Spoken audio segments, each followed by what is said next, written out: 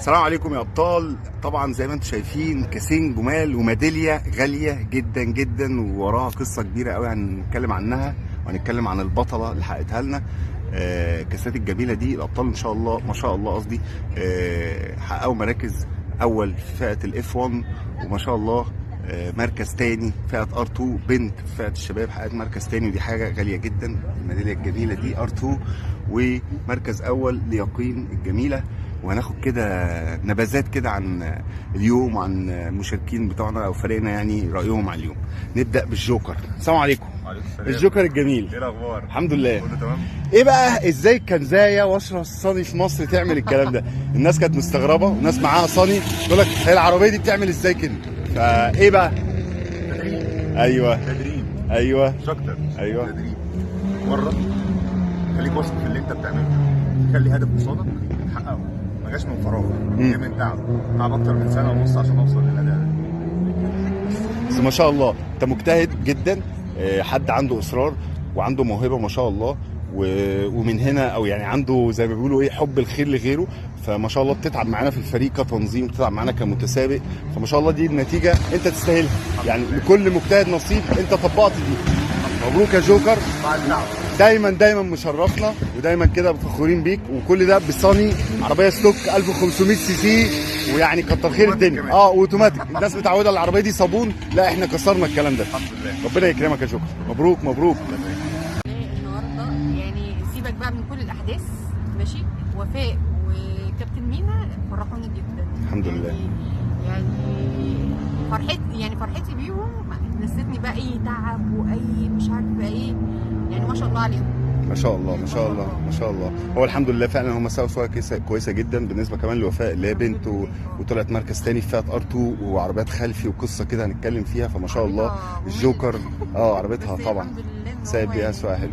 الجوكر ما شاء الله بنسان الصني فحقق مركز اول 1500 سي سي فما شاء الله. جاب حتى تايم في الكاتيجوري اللي هو مش يعني في اللي هم الاعلى، يعتبر جايب تايم اقل من الناس في البوديوم بتاعه يعني. بالظبط. ما شاء الله عليه، وعربيته 1500 سي سي يعني. بالظبط.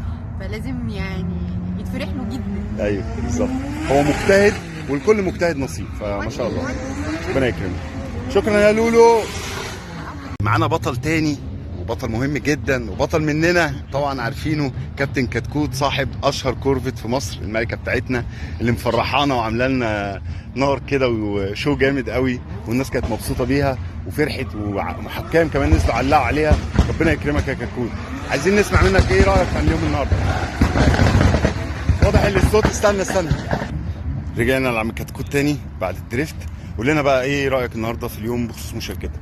والله اليوم كان جامد والحمد لله، يعني ربنا وفق الفريق بتاعنا. الحمد لله. فطبعا الحاجه باينه بالظبط. باينه. الحمد لله 5 متسابقين وثلاث مراكز في حاجه كويسه جدا. الحمد لله. يعني انا كنت مشارك طبعا بعربيه كورفيت، تمام. العربيه اصلا ما بنزلش بيها سبيد طبعا ده عربيه دريفت طبعا. فالحمد لله يعني ربنا وفقني ان انا اشارك بيها، ويعني عملت كل جهدي اللي انا مثلا اعمل بيها اي مركز، وخصوصا ان انت اول مره كمان. وطبعا اول مره انا اشارك وما بتتدربش عشان طبعاً. عندك شغل، بس يعني احنا عاذرينك بس ما بتتدربش فكويس. انت اتدربت في السباق في حد ذاته طبعا ان انا اجي انزل شراء يعني سباق وما اغلطش وما اعملش اي خسائر، دي بالنسبه لي طبعا جميله جدا جدا جدا. فالحمد لله يعني. الحمد لله. مبروك يا كتكوت ومبروك علينا الفرح. ربنا يبارك. مبروك علينا ان انت دايما مشرفنا كده والكورفت دايما مفرحه الناس ودايما همك اللي الناس تفرح. طبعا الحمد لله. تكفى يعني ناس من بره حكام مم. مبسوطين بالعربيه وصوروا فيديوهات ونزلوها ستوري على صفحتهم. صح حصل. ويعني متضايقين بقى جدا. حصل. فدي طبعا في حد ذاته يعني حاجه جميله الواحد يفتخر بيها جدا جدا الحمد جدا لله. يعني. الحمد لله. فالحمد لله. واحنا بننزل عشان نبسط الناس. بالظبط. فالحمد لله يعني. ربنا يرضيك بس. دايما يا كتكوت. حبيبي يا مبروك شباب. علينا يا حبيبي. حبيبي. طيب رجعنا لكم تاني وهنتكلم عن مركز ما شاء الله بطله من فريقنا حققته. هو مركز عزيز قوي عليا وجديد ومختلف بالنسبه للبنات.